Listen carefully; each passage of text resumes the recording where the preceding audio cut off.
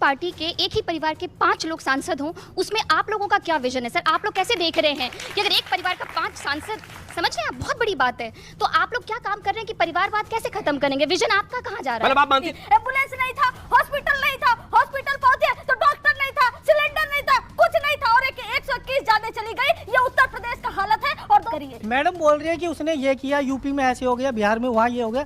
ये बिहार का बताएं, बिहार में क्या? मैं रहता हूँ बिहारियों के साथ। राहुल गांधी जी का एक बयान है जिसमें उन्होंने कहा कि हमारे देश में जाति के हिसाब से जनता को नहीं बांटना चाहिए। और अभी इन्होंने कहा कि साहब बिजली नहीं दे पाए, और अगर हमारा रिकॉर्ड देखेंगे 60 साल का, तो उसके अंदर 11,500 गाँव को पर ईयर बिजली दी गई। बिजली की बात कर रहे हैं। मैं इनसे पूछ रही हूँ कि जब बिहार में आरजेडी की सरकार थी, आप मुझे बताइए कितनी बिजली आती थी, और आज चल के देखिए कितनी बिजली आ रही है। हर गली, हर मोहल्ले में सड़क की हालत देख लीजिए, बिजली की हालत देख लीजिए, पानी की हालत देख लीजिए, खुद शर्म से आ जाएगी आपको। ये मोदी जी है कि हमारा बजट 48 लाख करोड़ का है। क्या है वो बता सकती हैं, और ये बता सकती हैं कि हमारा प्राइस परचेज पैरिटी क्या है और सीपीआई इंडेक्स क्या है, इसके बारे में आइए देखते हैं, मजा आएगा।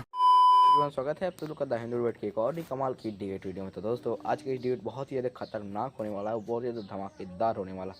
दोस्तों बात कर रहे हैं डिबेट के बारे में, तो दोस्तों डिबेट में देखने को मिलने वाली है आरजेडी की प्रवक्ता कंचना यादव, और दोस्तों इधर देखने को मिलने वाले हैं ऑडियंस, यहाँ दोस्तों जो अपनी ऑडियंस होती है वह दोस्तों इनके इस पर बहुत ज़्यादा भड़क जाती है, और उस पर कई मुद्दों पे भड़कती है, और बहुत सारे सवाल भी पे उठते हैं जिसका वो जवाब सही से नहीं दे पाते हैं। और आप सभी लोग अपना ओपिनियन जरूर देख के वीडियो को लास्ट तक जरूर देखिएगा, एंड अपना ओपिनियन कमेंट में जरूर बताइएगा। वीडियो अच्छा लगे तो वीडियो को लाइक करना, चैनल को सब्सक्राइब करना है, वीडियो को ज़्यादा से ज़्यादा मात्रा में शेयर करना है। कंचना यादव की इसमें बढ़िया से पिटाई हुई है, तो आप सभी लोग लास्ट तक जरूर से देखिएगा। और डिबेट को मिस किया तो आप सभी लोगों ने बहुत ही बड़ा चीज़ मिस किया, तो आप सभी लोग मिस मत कीजिएगा। एंड चलिए डिबेट को स्टार्ट करते हैं। ऐसे लीडर हैं जो हमको अच्छी दिशा में लेकर जा रहे हैं आगे। क्या बाकी ऑपोजिशन पार्टीज के पास ऐसे लीडर्स हैं जो फेस बन के कंट्री का हमें अच्छी दिशा में ले जाएं? जी, यह सवाल रखा इन्होंने कि 2047 में लीड करने के लिए क्या हमारे पास लीडर हैं? क्या हमारे पास विपक्ष में ऐसे लोग मौजूद हैं जो विजनरी हो या विजन के साथ चल रहे हो? मैं तो निश्चित तौर पे आप लोगों की आंख पे पट्टी बांधने का काम किया जा रहा है। झूठी बातें, झूठे बैलेंस देश को विकसित नहीं बनाया जा सकता। जी, क्वेश्चन है आपका? मैं बिल्कुल मैं जा रहा था मलूक साहब के पास। जी, आपका नाम? खड़े हो जाए, अच्छा लगेगा। जी मैं बीनू चौहान हूँ, और सर मेरा क्वेश्चन आप ही से है। आपके जितने क्वेश्चंस थे वो सारे के सारे वैलिड क्वेश्चंस हैं, बट मेरा आपसे एक सवाल है कि जिस पार्टी के एक ही परिवार के 5 लोग सांसद हों, उसमें आप लोगों का क्या विजन है सर? आप लोग कैसे देख रहे हैं कि अगर एक परिवार का 5 सांसद, समझ रहे हैं आप, बहुत बड़ी बात है, तो आप लोग क्या काम कर रहे हैं कि परिवारवाद कैसे खत्म करेंगे? विजन आपका कहाँ जा रहा है? मतलब आप मानती 2047 में एक बाधा यह भी है कि परिवारवाद से राजनीति को मुक्त होना चाहिए, लीडरशिप मुक्त होनी चाहिए। जी नहीं जी, ठीक है। लीडरशिप में जो बातें नीतियों से बननी है, जो सही विमर्श से चीजें खड़ी होनी है, उसमें परिवारवाद आपको कहां बाधा लगता है? मैं ठीक है, वो बात आपका एक एंगल है, लेकिन जिन मुद्दों पे मैंने आपसे सवाल खड़े किए, क्या उन मुद्दों में परिवार की बाधा लगता है आपको? विजन बहुत ज्यादा जरूरी है। अगर एक ही परिवार के 5 लोगों का एक विजन है कि हमें सत्ता में आना है, जैसे भी आना है, तो वो विजन देश के लिए क्या कर रहा है सर? आगे जाके वो 5 लोग 15 भी हो जाएंगे, 20 भी हो जाएंगे, तो क्या परिवार देश को चलाएगा, या देश के लोग, देश की जनता और देश का जो विजन है आगे के लिए वो चलाएगा? ये बड़ी अच्छी बात कही आप। इनके बयान पे मैं कहना चाहता हूँ, राहुल गांधी ने समाजवादी पार्टी के जी, मैं यही बताऊंगा क्योंकि अभी इंडिया लाइन्स है साथ में। क्योंकि इनके अखिलेश यादव जी ने संसद में कहा कि अभी तक जाति जनगणना नहीं हुई है, इसीलिए जो हमारे देश के युवा हैं, देश के लोग हैं, उनके साथ अन्याय हुआ है। लेकिन इन्हीं को मैं बता देना चाहता हूँ, 2004 में राहुल गांधी जी का एक बयान है जिसमें उन्होंने कहा कि हमारे देश में जाति के हिसाब से जनता को नहीं बांटना चाहिए, और आखिरी कास्ट सेंसस हमारा 1931 में हुआ है। तो इसका मतलब क्या मैं ये समझूं कि कांग्रेस के राज्य में हमारे साथ अन्याय हुआ है? हम चाहते हैं, हर कोई देश का चाहता है कि ये देश नंबर 1 पावर बने पूरे वर्ल्ड में, लेकिन कैसे बनेगा सर? 2047 बस चिल्ला देने से बनेगा? आप इनकम इक्वालिटी की बात क्यों नहीं करते हैं? 121 लोग हाथरस में मारे गए, 121 लोग, जो बाबा में अगर वो हेल्थ फैसिलिटी वहां पर होती तो कितनी जानें बच चुकी होती। एम्बुलेंस नहीं था, हॉस्पिटल नहीं था, हॉस्पिटल पहुंचे तो डॉक्टर नहीं था, सिलेंडर नहीं था, कुछ नहीं था और 121 जानें चली गई। ये उत्तर प्रदेश का हालत है और 2047 की बात करते हैं आज। आप आज की बात करिए। मैडम बोल रही है कि उसने ये किया, यूपी में ऐसे हो गया, बिहार में वहाँ ये हो गया। ये बिहार का बताएं, बिहार में क्या? मैं रहता हूँ बिहारियों के साथ, मैं ऑयल फील्ड में जब काम करता हूँ ना, दुनिया भर के मजदूर मेरे साथ काम करते हैं, बिहार के होते हैं, आउट ऑफ इंडिया में भी नौकरी करते हैं वो लोग, वहाँ से पैसा बिहार भेजते हैं। आज से नहीं, मैं 47 साल मेरी एज हो गई, इतने सालों से मैं देख रहा हूँ। हाँ। वो पैसा बिहार भेजते हैं, बेचारों की हालत इतनी बुरी होती है, बाद में फिर आते हैं नौकरी करने, उनके घरों में ये हो गया, कभी वो हो गया, लूट मार। सवाल यहाँ से ये निकाला, क्या नाम है तुम्हारा? प्रज्ञा मिश्रा। क्या उम्र है तुम्हारी? 19 साल। 2047 यानी 20 साल और मान ले, 22 साल और 23 साल और, है ना? 23 साल बाद, ठीक है, हाँ सही है। तो तुम उस समय होगी लगभग 42 की। तो कैसा देखना चाहती हूँ भारत, तो किस तरह का भारत ये जानना चाहते हैं सारे लोग।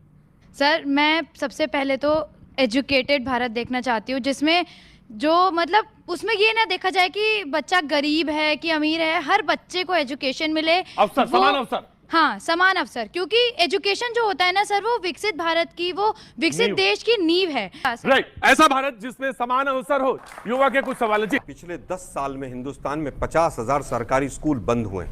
हमारी सरकार तो नहीं थी। 9,000 स्कूल केवल अकेले गुजरात के अंदर बंद हुए। आलोक जी, वो गुजरात के स्कूलों के बारे में कहते हैं कि जिस स्कूलों में परिधि में बच्चे कम थे, उस स्कूल को मर्ज कर दिया बड़े स्कूल में। तो वो जो आंकड़ा आप देते हैं वो बंद का आंकड़ा देते हैं, जबकि वो ये सरकार कहती है कि मैंने स्कूल के यहाँ पे 4 बच्चों आते थे, कहीं 3, उनको मिला के 4 स्कूल को मिला के मैंने 1 स्कूल कर दिया। अरे बाप रे, ये तो धोती खोल रहा है। अभी इन्होंने कहा कि साहब बिजली नहीं दे पाए थे। हिंदुस्तान में 7 लाख गांव थे, 32,000 गांव, और अगर हमारा रिकॉर्ड देखेंगे 60 साल का, तो उसके अंदर 11,500 गांव को पर ईयर बिजली दी गई है। चल झूठा। और इनके समय पे केवल और केवल 1400 गांव। आलोक जी, अब यहां पे हम टोकेंगे। आप बताइए। आप रुकिए, यहाँ पे हम टोकेंगे। जी, क्या करती हैं आप? मैं हाउस रही हूँ कि जब बिहार में आरजेडी की सरकार थी, आप मुझे बताइए कितनी बिजली आती थी और आज चल के देखिए कितनी बिजली आ रही है। हर गली, हर मोहल्ले में सड़क की हालत देख लीजिए, बिजली की हालत देख लीजिए, पानी की हालत देख लीजिए, खुद शर्म से आ जाएगी आपको। ये मोदी जी है कि हमारा बजट 48 लाख करोड़ का है, लेकिन 2024 और 25 के एंड तक, वित्तीय वर्ष के एंड तक हमारे ऊपर कर्ज 181 लाख करोड़ का हो जाएगा। हमारा जितना बजट है उससे 4 गुना ज्यादा हमारे ऊपर कर्ज हो जाएगा। ये मोदी जी है। बोलने दे, तकलीफ हुआ है बेचारे को, बोल। ये मोदी जी है कि हमारे 48 लाख करोड़ के बजट में 11 लाख करोड़ रुपए सिर्फ और सिर्फ ब्याज में दिए जाएंगे, और वो मूलधन में नहीं, ब्याज में दिए जाएंगे। और ये मोदी जी है, इसलिए मोदी जी का गुणगान इतना मत करिए। और बिहार को जो बजट मिला उसको बता दो, वो सारे के सारे प्रोजेक्ट पहले से आवंटित थे, पास थे, और पैसा ऐसा नहीं कि केंद्र सरकार देगी, केंद्र सरकार फैसिलिटेट करेगी स्टेट गवर्नमेंट को कि वो मनी बोरो कर सके, चाहे वो एशियन डेवलपमेंट बैंक हो, वर्ल्ड बैंक हो, IMF हो, चाहे जहां से वो मनी बोरो कर सके, और वो घाटे में जाएगा राज्य के। रुक, तेरे को बता देती। अभी उन्होंने कर्जे की बात की, तो क्या हमें वो अभी हाल फिलहाल में इंडिया का डेट टू जीडीपी रेशियो क्या है वो बता सकती हैं, और ये बता सकती हैं कि हमारा प्राइस परचेस पैरिटी क्या है और CPI इंडेक्स क्या है, इसके बारे में ज़रा हमें अवगत कराएं। अर्थशास्त्र की बात चल रही है। दूसरा मेरा सवाल आलोक जी से है। इन्होंने शुरुआत में कहा कि जो रेल हादसे हैं वो बढ़ गए हैं, आंकड़ों के बड़े अच्छे जानकार हैं, तो हमें ये बताएं कि 2004 से लेकर 2014 तक कितने रेल हादसे हुए थे और 2014 से लेकर 2024 तक कितने रेल हादसे हुए। आप सभी लोगों ने देखा डिबेट में कि जो अपनी कंचना यादव होती हैं उनको बढ़िया से ऑडियंस ने बजा देती है, क्योंकि दोस्तों जो अपनी कंचना यादव होती है आरजेडी की प्रवक्ता हैं, और आरजेडी का इस समय हालत थोड़ा डाउन चल रहा है, तो इसी के वजह से जो ऑडियंस होती है वह उन पर भड़कती है, और आरजेडी ने कुछ किया नहीं। और आरजेडी का मतलब जो पार्टी, जो आरजेडी पार्टी है, उनका जब राज्य आ जाएगा तो क्या करेंगी, कैसे करेंगी, इन्हीं सब मुद्दों को लेकर के उनको बढ़िया से बजाया गया। और टीवी में बहुत ज़्यादा मज़ा आया। इसमें थोड़ा आलोक शर्मा भी देखने को मिले, और आलोक शर्मा ने कुछ अच्छे सवाल बताएं, मतलब अच्छे जवाब बताएं, बिजली के बारे में बताएं। लेकिन दोस्तों वहीं पे एक ऑडियंस ने आलोक शर्मा को ही रोस्ट कर दिया, जो कि आप सभी लोगों ने तो देखा ही होगा डिबेट में। आपको डिबेट कैसा लगा? हाँ दोस्तों, अगर पूरा डिबेट देखा होगा तो आपको जरूर से डिबेट बढ़िया लगा होगा।